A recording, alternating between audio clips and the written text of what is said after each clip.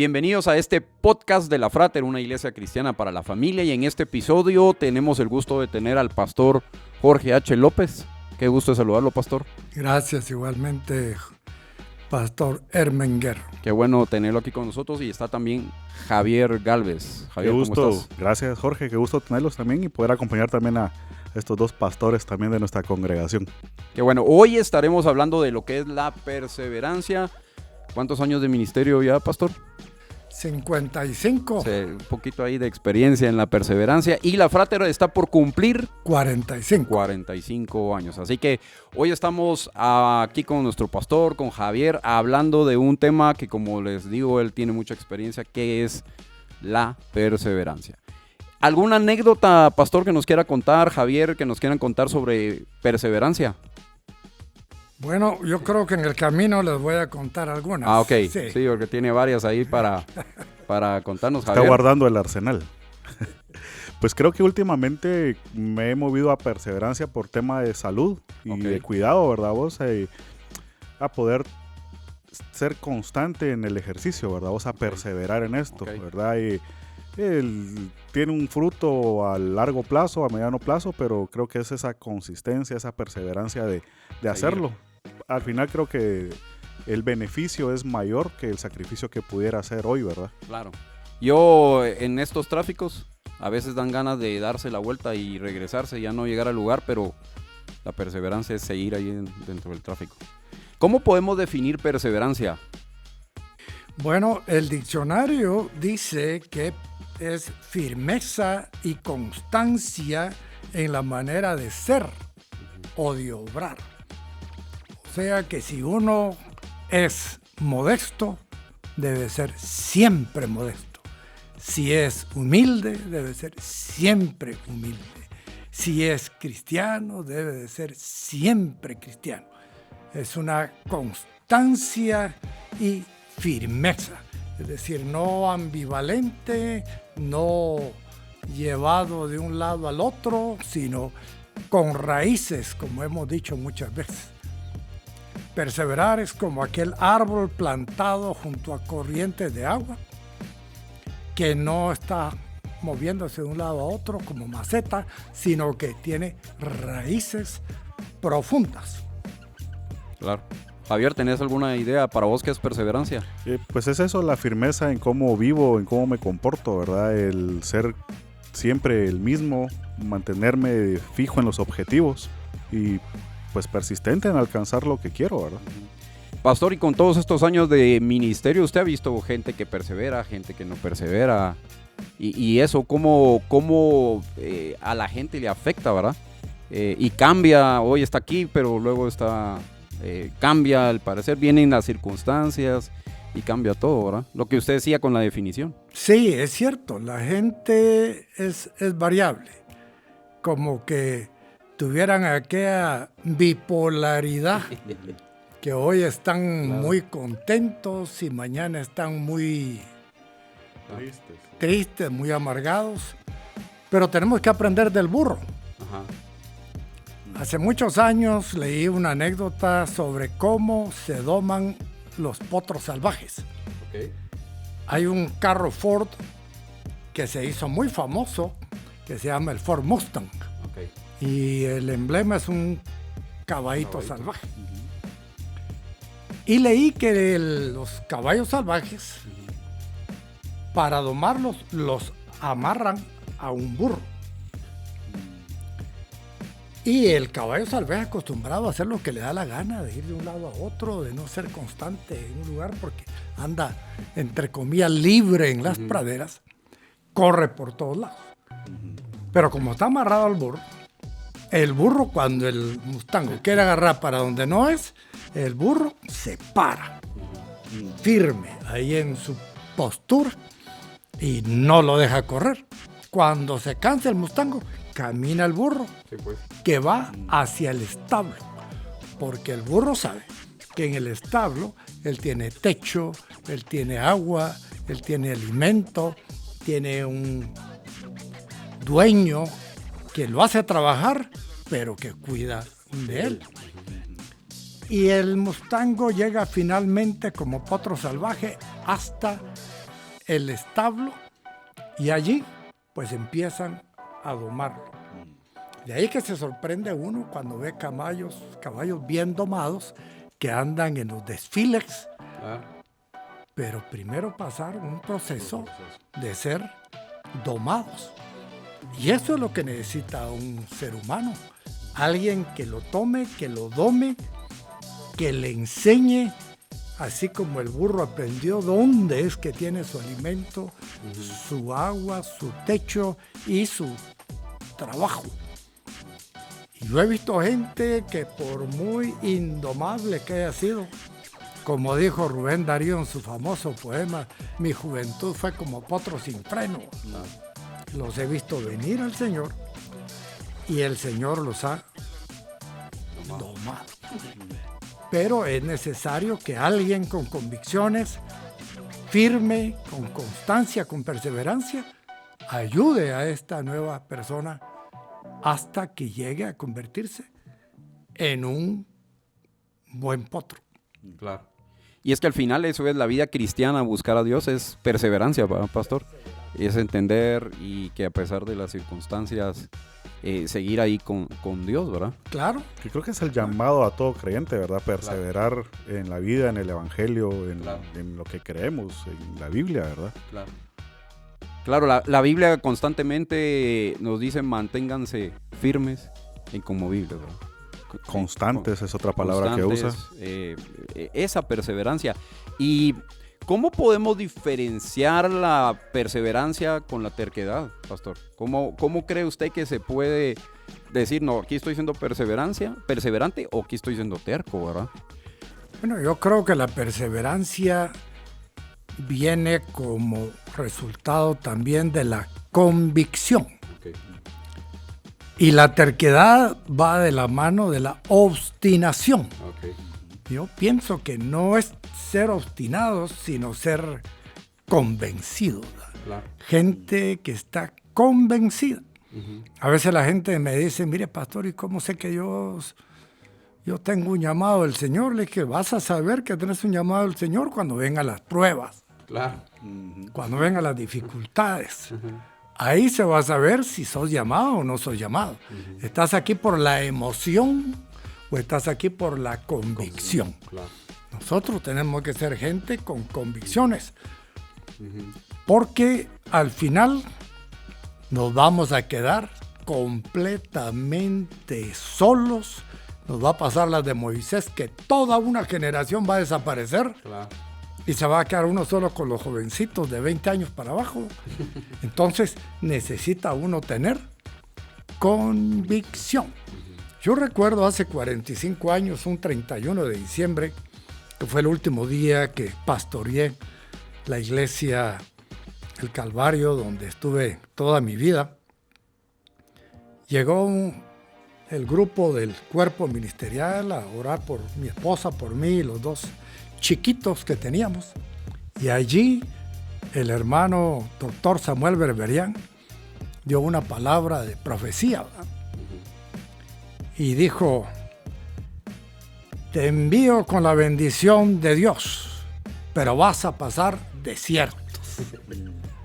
Y eso ya te da la idea de soledad, claro, calor, mucho frío, sufrimiento, incomodidad, escorpiones. Pero levantaré palmeras. Palmeras que estarán alrededor tuyo, que te darán sombra y frescura y estarán contigo. De ahí que una de mis prédicas favoritas es el justo florecerá como la palmera. Salmo 1. No, ese serás plantado. Ah, ok. Pero ese también es uno sí, de tus favoritos, sí, ¿no, pastor? Entonces, el Señor nos manda a un llamado, a una comisión, pero tenemos que ir con convicción, porque al final el que fue llamado fui yo, no todos los demás que van a llegar. Claro. Y gracias a Dios por todos los demás y todas las palmeras que el Señor levanta, pero el principal responsable voy a ser yo. Entonces les digo a los que me preguntan sobre el llamado, ¿tiene convicción suficiente para soportar la partida de medio equipo que usted tenga, o la muerte de su mejor diezmador, o el retiro del que mejor le acompaña. Ahí es donde uno va a tener que perseverar. Porque si hubiera puesto mi confianza en algunos hermanos muy ricos que conocí, pero que se murieron, o se fueron a otro país, o se fueron a otra congregación, qué ratos que hubieran tirado la toalla. Claro. Pero tenemos que tener nosotros la convicción, que es la que nos permite perseverar. Y qué buen ejemplo de las palmeras también, ¿verdad? Porque a pesar de los fuertes vientos, a pesar de el clima que no es el ideal, muchas veces permanecen. Sí, la raíz de las palmeras es del largo del tronco, entonces eso es una buena ilustración. Buen ejemplo. Santiago capítulo 1 dice, versículo 2, hermanos míos, considérense muy dichosos, ¿verdad, pastor? Esa palabra, bienaventurados, dichosos cuando tengan que enfrentarse con diversas pruebas, pues ya saben que la prueba de su fe produce constancia, y la constancia debe llevar a feliz término la obra, para que sean perfectos e íntegros sin que les falte nada. ¿Cómo está asociado la constancia con las pruebas, ¿verdad, pastor? Con los momentos difíciles, los desiertos que usted decía. Cada prueba que llega nos deja a nosotros con más defensas, como aquellas enfermedades que nos atacan y nos botan por unos días, pero cuando salimos estamos mejor preparados para enfrentar nuevamente el virus. Va inmunizando. Y lo va fortaleciendo a uno en lo natural. Lo mismo ocurre en lo espiritual. Cada prueba, cada ataque. En este caso, Santiago le está escribiendo a las 12 tribus dispersas del pueblo de Israel que están siendo perseguidas. Andan en una diáspora por todo el imperio romano. Pero cada día que pasa, ellos se fortalecen porque ven la mano de Dios ayudándolos en medio del dolor, en medio de la muerte, en medio de la escasez. Andan siendo fortalecidos. Y Pedro dice que debemos dejar que la prueba de nuestra fe, que es mucho más preciosa que la del oro, se lleve a cabo en nosotros. Y es que podríamos decir que hay que cocinar bien el pavo. ¿Verdad? Si meten un pavo al horno y debe estar ahí 2 horas, por ejemplo. Yo no soy chef, puedo equivocar con los tiempos. Pero si debe estar ahí 2 horas y lo sacan a los 15 minutos, ese no va a estar bien cocinado, no va a saber bien, va a hacerle daño al cuerpo de los que lo comen. Igualmente nosotros. Si nos falta cocimiento en alguna parte de nuestro carácter, de nuestra manera de ser, el Señor va a mandar la prueba adecuada para que terminemos en ese proceso de cocinarnos, ¿verdad? Las señoras, cuando los señores, los chefs, llegan, ven el pavo, le meten una pullada, le meten algo ahí para averiguar si ya está como debe de estar. Yo me imagino el Espíritu Santo también dándonos una miradita, a ver, una probadita. Te falta paciencia, ¿va? Te falta paciencia, te va a mandar al hermano fulano, ese es bueno para producirte paciencia. Estás crudo en la paciencia, y ahí va. Te voy a mandar este conflicto para que aprendas a tener ahí dominio propio. Todo ese tipo de situaciones nos da crecimiento, nos da consistencia y nos hace llegar a la madurez.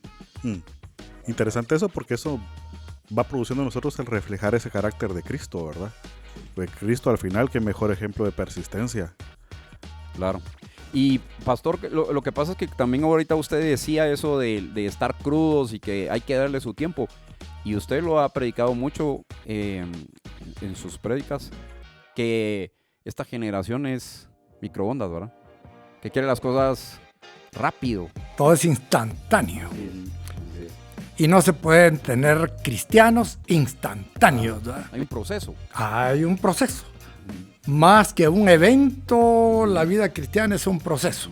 Si uno quisiera que en un momento y un abrir y cerrar de ojos uno orara y la persona dijera yo recibo a Cristo como mi Señor y Salvador, y de ahí en adelante nítido, cero fallas, todo perfecto, pero no es así. Es un proceso de todos los días de nuestra vida.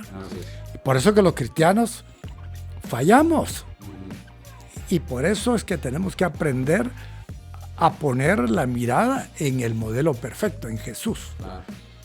Pero cada experiencia nos pule más, nos cocina más, nos prepara más para llegar a ser como es nuestro Señor Jesucristo. Claro. Y digamos, Javier, usted mencionaba a Jesús, y Jesús fue perseverante. Yo me pongo a pensar cómo perseveró con los discípulos, ¿verdad? Porque los discípulos eran cosa seria, ¿verdad? Pero fue perseverante, perseveró en su ministerio, en su llamado hasta la muerte, y muerte de cruz, ¿verdad? Bueno, esa es la visión del líder, ¿verdad? Claro. No ve a la persona como es, sino como llegará a ser. Perseverar ahí también como líder, ¿verdad, pastor? Con las personas. Yo recuerdo hace 45 años cuando comenzamos la Frater, la gran mayoría de gente que tenía alrededor eran neófitos, diríamos hoy en día, ¿va?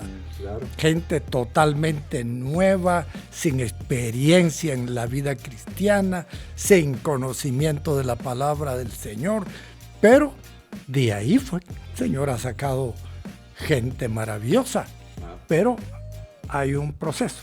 Jesús estuvo con sus discípulos no más de 3 años y medio, ¿eh? Y sin embargo logró ver la transformación de gusano a mariposa, que se da en la metamorfosis natural y que ocurre también en la vida espiritual. Pero todo tiene un tiempo. Por eso dice el Salmo 1, que da su fruto a su tiempo. Y eso es lo que le cuesta a la gente. Porque uno quisiera empezar a predicar y que se transforme en multitudes, pero no hay un proceso.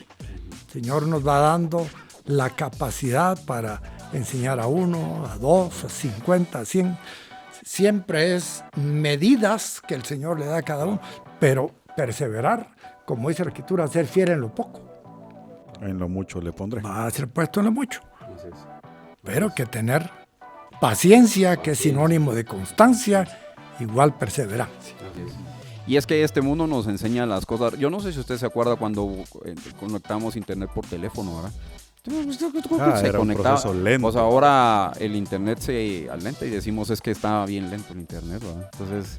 No dejemos eso, acordate cuando no teníamos teléfono. Yo viví 7 años aquí en Ciudad San Cristóbal sin teléfono. Tenía que salir de mi casa al centro comercial, a un teléfono público. No, estamos en una época de lo instantáneo, de lo rápido, pero Dios, aunque es poderoso y puede hacer un milagro instantáneo, por lo general usa el proceso. Buenísimo. Yo me recuerdo en la Roosevelt había un teléfono público, por cierto, ahí en el auditorio menor. Cierto, ahí lo tuvimos. Con fichas de 25. Y hemos hablado de Jesús, hemos hablado de Pedro como gente que ha tenido paciencia, Moisés. ¿Qué más personas? A mí se me viene a la mente Ruth, por ejemplo, cómo fue perseverante. Y aunque Noemí le decía, regrésense a su pueblo, ¿verdad? Ella fue perseverante. Ella dijo, no, yo aquí me mantengo. ¿Qué otros personajes se les viene a la mente? Bueno, la Biblia está llena de personajes. Mencionaste a Moisés. Y en Hebreos 11, 24 dice, por la fe Moisés, ya adulto, renunció a ser llamado hijo de la hija del faraón. Prefirió ser maltratado con el pueblo de Dios a disfrutar de los efímeros placeres del pecado. Consideró que el oprobio por causa del Mesías era una mayor riqueza que los tesoros de Egipto, porque tenía la mirada puesta en la recompensa. Por la fe salió de Egipto sin tenerle miedo a la ira del rey, pues se mantuvo firme, como si estuviera viendo al invisible. Una paradoja ahí, ¿verdad, pastor? Viendo al invisible, y eso es lo que nos toca a nosotros. Claro. No vemos con nuestros ojos al Señor, pero sabemos que está. Y eso nos ayuda a estar firmes. Y el ejemplo de Moisés es mantenerse firme. Porque él rechazó la opulencia del palacio por un destierro modesto. De ser candidato a faraón se convirtió en pastor de ovejas por 40 años. Pero se mantuvo firme hasta el día en que el Señor lo llamó y ya lo envió a lidiar con Israel, que no fue fácil, ¿va? Claro, nada fácil. Fue un proceso también largo. Como para tirar la toalla y me regreso. Voy mejor allá con las ovejitas, ¿verdad? Pero mantenerse firme. Cuando todos murmuran contra vos, cuando todos te critican, cuando todos te llevan la contraria, cuando todo lo que haces te sale mal, porque el proceso de sacar a Israel de Egipto no fue de un día para otro. Meses. Claro. Meses. Y de una tras otra, ¿verdad? Y por más que hacía un gran milagro y las famosas plagas, no se daba. Eso demuestra que Moisés tenía perseverancia. Estaba firme en lo que creía, ¿no? ¿Otro personaje, Javier? Yo, por ejemplo, podía recordar a Ana. Okay. La perseverancia, deseaba un hijo y perseveró hasta que lo tuvo, y lo curioso es que cuando lo tiene lo dedica al Señor, lo entrega al Señor. Creo que también tenía la mirada puesta en el invisible, ¿verdad? Al Mesías, al prometido. Pudiera pensar también Pablo, por ejemplo. Un ejemplo de perseverancia, de predicar el evangelio a donde fuese, aunque su vida corriera riesgo. Él predicaba el evangelio. O pensar en Esteban, que aunque murió por predicar el evangelio, pero perseveró por hacer algo que él fue llamado a hacer. Y él sí, en los últimos momentos vio al invisible. Lo vio al invisible, visible ya. Claro. Pero todos relacionados con pruebas, ¿verdad? Yo pienso en Daniel, por ejemplo, en el foso de los leones, cuando no se postró ante la imagen de Nabucodonosor.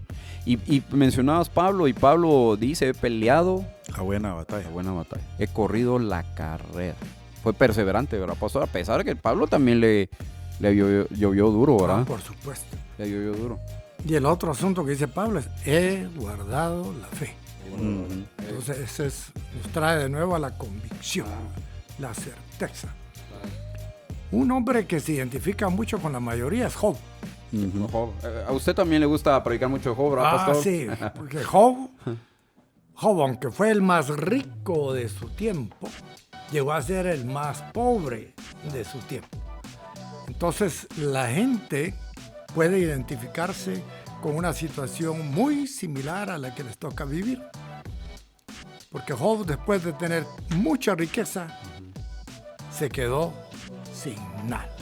Se quedó en la vil calle, se le murieron todos los hijos,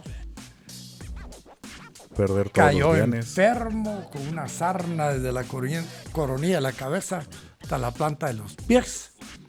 Pero hay 3 lecciones que yo aprendí hace muchos años de Job y se las voy a dejar, que tienen que ver con su fe, con su convicción, con sus raíces profundas en el Señor. La primera está en Job 19, 25 y 26. Dice: yo sé, y esa es la palabra clave, yo sé que mi Redentor vive y que al final triunfará sobre la muerte. Y cuando mi piel haya sido destruida, todavía veré a Dios con mis propios ojos. Convicción, que era lo que usted hablaba. Convicción. Y entonces él tenía una vista que trascendía lo material, que trascendía el mundo, las riquezas. Él decía: todavía veré a Dios con mis propios ojos.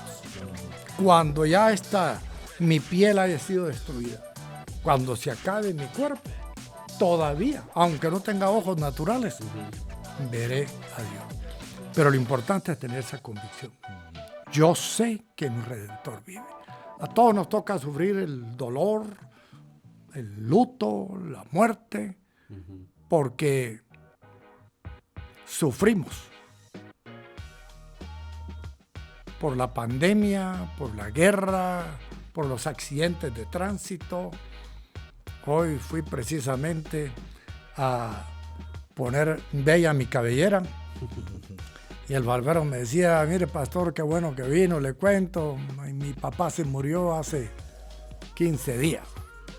Entonces, toda la conversación durante el corte y otro tiempo similar después del corte tuvo que ver con el dolor. Pero él también como cristiano que se convirtió aquí en la Frater y tiene convicciones firmes, dice, yo sé que él está en la presencia del Señor. La segunda lección de Job que me ha impresionado, hay muchas, pero les voy a dar solo 3.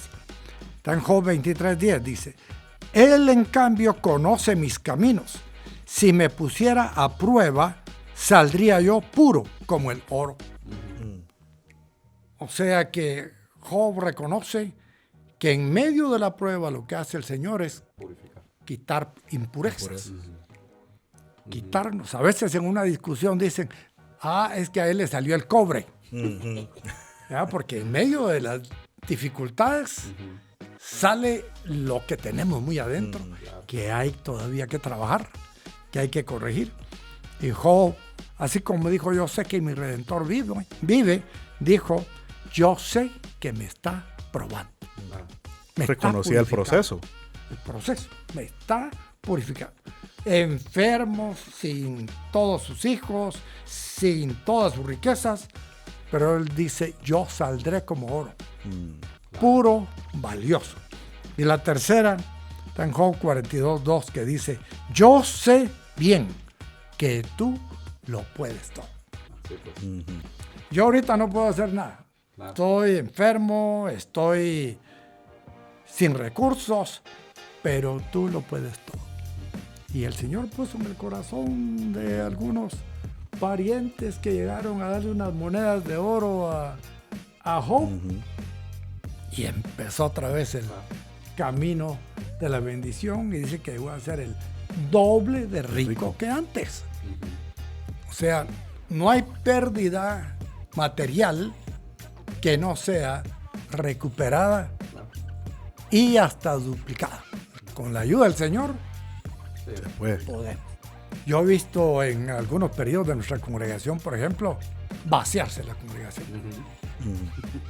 ¿Ya? Y me paraba a predicar ahí después que estaba lleno. ¿Y ahora qué pasó? Vacío. El Señor con su misericordia, porque yo sé bien que lo puede todo, vuelve a llenar la congregación. Ya sea porque alguien se lleva parte de la congregación para una nueva congregación, o porque viene la pandemia y nos cierra y nos deja vació, sin nada. Pero tenemos que aprender, como dice Job, yo sé bien que tú lo puedes todo. Necesitamos ser personas con convicciones profundas más que de emociones variables. Convicciones profundas versus emociones variables. Y a veces el que empieza viene muy emocionado. Está lleno de recibió una profecía, recibió un montón de palabras. No, mire, ahí va a ver que le va a ir bien, el Señor está con usted. Y cuando empiezan a retirarse los que le profetizaron, los que le dijeron que le iban a ayudar, y se encuentra completamente solo, ahí es donde necesita recordar la importancia de la perseverancia. Así es. Podríamos decir que a Job le llovía sobre mojado, ¿verdad, pastor? Como buen chapín. Pastor, cuando está hablando de Moisés, habló de crítica. ¿Cómo ha manejado usted la crítica, la calumnia? Porque creo que en todos estos años ha sido perseverante a pesar de eso. Y creo que muchas veces nos cuesta manejarla, nos desinflamos, nos desanimamos. Creo que eso es algo que tenemos que aprender, pastor. Sí. Yo he aprendido que la crítica es para mi bien y no para destruirme. Y la pregunta clave que aprendí muy al principio de mi ministerio fue esta: ¿es cierto lo que dicen o no es cierto? Si es cierto, hay que corregirlo. Claro. Si no es cierto, hay que poner oídos sordos. Claro. Y elevar la causa al Señor. Ujú. Y lo importante es tener uno la madurez para reconocer cuando algo es cierto. Sí, pues. Si es cierto, no hay que hacerse bolas. Hay que reconocer. Ujú. Si alguien viene y me dice viejo pelón, me pregunto. ¿Cierto o no es cierto? Es cierto. Entonces, ¿qué? Que digan todo lo que quieran del pelón, ¿verdad? Es pelón. Y ya está viejo también. Pero hay otra cosa. Ahora vienen y si me dicen qué lindos sus ojos azules, ahí yo ya sé que No, es que cierto. no va por buen Por camino. más que lo digan, los ojos serán hermosos cafés. Es muy importante entonces preguntarnos, ¿es cierto o no es cierto? Y eso nos va a ayudar. Los criticones nos ayudan porque nos dicen lo que otros no se atreven a decir. Claro. Ujú. A veces hay gente que está con nosotros y nos adula o nos dicen un montón de cosas, pero no nos dicen la verdad. Ujú. Entonces tenemos nosotros que entender que eso pasa. Ahora, ahí viene otra vez el concepto de convicción. Claro. Si nosotros no tenemos convicción en lo que estamos haciendo, el primer crítico Nos va a votar. nos va a votar, va a detener nuestro proyecto. Todo el libro de Nehemías es un ejemplo. Claro. Ujú. Claro. Dios llamó a Nehemías a reconstruir los muros de Jerusalén. ¿Y qué fue lo que primero que surgió? Críticas. Algunas eran ciertas, otras no eran ciertas. Ujú. Y las que eran de rechazar, pues las rechazó Nehemías y entró Seguí adelante. a construir. Era al principio que comenzamos la Frater y que éramos la única iglesia que había en Guatemala en un hotel, pues algunos hermanos nos decían, sí, que ustedes están sentándose en silla de escarnecedores. Ahí le daban duro. Va a pasar Ah, lo en mismo. esos primeros años nos cayó duro en ese sentido. Y es que se vuelven creativos a veces con esas críticas, Ah, ¿verdad? son mordaces, son injustos. Pero hoy en día no hay hotel en Guatemala que no tenga por lo menos una iglesia. Ujú. Claro. O sea que todos los que nos criticaban se tragaron sus críticas. Sí, pues. Ujú. ¿Verdad? Todos los que nos criticaban se tragaron sus críticas. ¿Qué? ¿Por qué están haciendo un templo si Cristo ya viene? Me decían unos hermanos de una congregación que ustedes conocen, pero no la voy a mencionar. ¿Por qué estás comprando un terreno si ya Cristo viene, hombre? Ujú. Y resulta que como ellos estaban convencidos, alquilaban sus locales. Cuando se vencieron sus contratos ya no se los renovaron. Sí, pues. Y Entonces ahí- se vieron obligados a A comprar. comprar un Claro. terreno. Ya para ese entonces nosotros íbamos adelante, ¿va? Claro. Sí. Es muy importante tener una convicción. Claro. Y eso es lo que lo va a uno Manteniendo. a mantener. Crítica siempre va a haber. Pero como dicen, solo golpean a un árbol que tiene fruto. Ujú. Y cuando nos está cayendo porque hay fruto ahí. Claro. Y con la ayuda del Señor hay que Seguir. seguir. Hay que permanecer. Sí. Yo me recuerdo cuando se inauguró el Auditorio Mayor de la Roosevelt, pastor, usted ya anunció que se iba a construir otro auditorio. Me imagino que también ahí le han de ver criticado. A algunos hermanos muy cercanos me decían, mire, pastor, ¿por qué va a hacer otro? Si ya la hizo, mire. Claro. Mire, el auditorio es el más grande que hay en Guatemala. ¿Por qué quiere hacer otro? Y sin embargo, teníamos la convicción. Yo siempre he dicho que, gracias a Dios, a mí no me tocó ser Noé. Ujú. Porque a Noé le dieron la comisión de construir el arca. Algo ¿Y que cómo nunca justificaba el arca en esa época? nadie- Si no Claro. había llovido. No llovía. Viene diluvio. Ujú. Nunca había llovido. ¿Cómo se mete a construir un arca y a Si no ha juntar llovido. parejas de animales, ¿no? Es ilógico. ¿Cómo va a ser algo que no necesitamos? No, si no, ¿cómo hacer eso? Y ese es el problema de la gente cuando dice, si nunca se ha hecho así, hombre, Ujú. ¿por qué hacer algo así? Nunca lo hemos hecho así. Pues nunca se había hecho un arca. Ujú. Y a Noé le tocó, pues. Y fue un proyecto que duró 100 años. ¿Te puedes imaginar vos? 100 años predicando lo mismo y 100 años construyendo lo mismo 100 años recibiendo las mismas y críticas 100 años Burla, siendo o burlas. objeto de burla, de crítica. Y sin embargo, hoy en día pues ejemplo de fe, Ujú. de perseverancia, de acción, pero él tenía la convicción de que Dios lo había llamado a hacer eso. Y yo le digo a mis colegas pastores cuando les hablo, miren, gracias a Dios que a nosotros no nos mandó a hacer el arca. Ujú. Y a ustedes tampoco los están mandando a hacer la mega frater. Esa me la mandó a hacer a mí. Claro, Usted no se ponga a hacer claro. algo Claro. que el Señor no lo está mandando a hacer. Es muy importante estar uno convencido de que es lo que el Señor lo ha mandado a hacer y entonces enfocarse en eso. Claro. Ser fiel en eso. Tener claro qué es lo que debemos de hacer. Claro, como el sol. ¿verdad?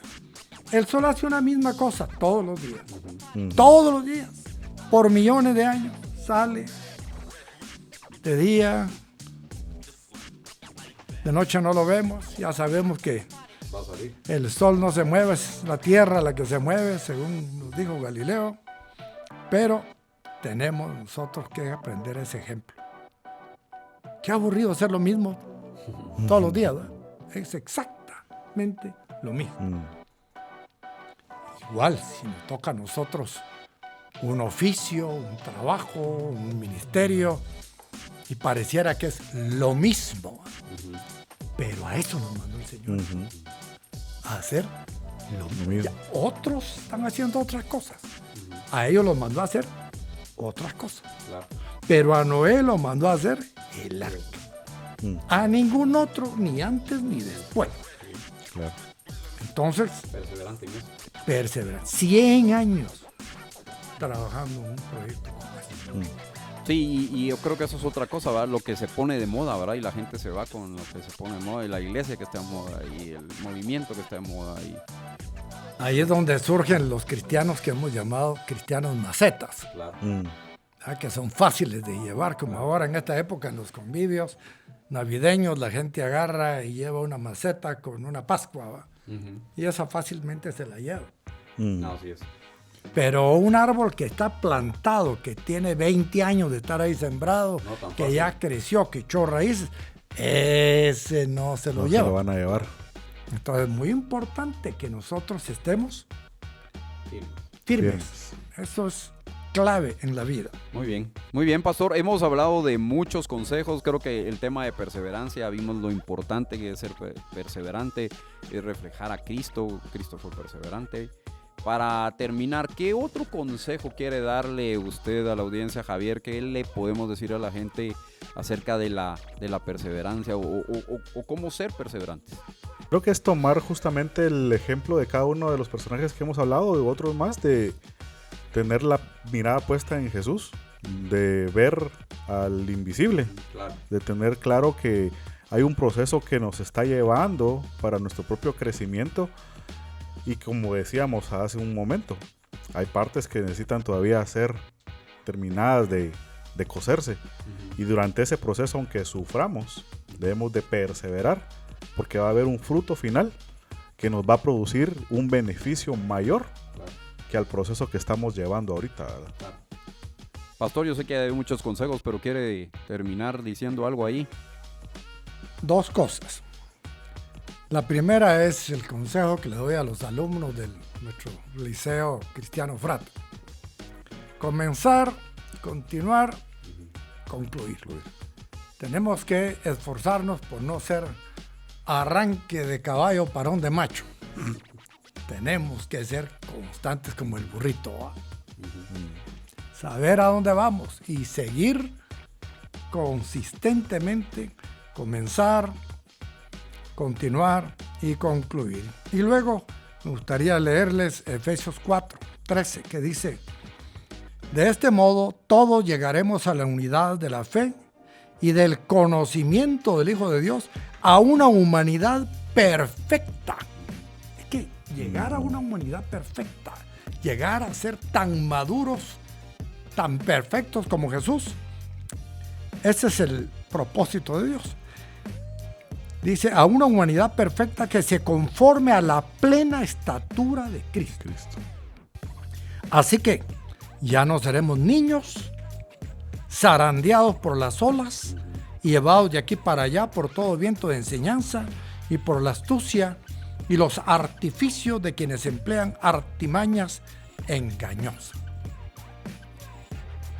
Esta es la diferencia entre un cristiano adulto, maduro, y un cristiano niño, voluble, variable.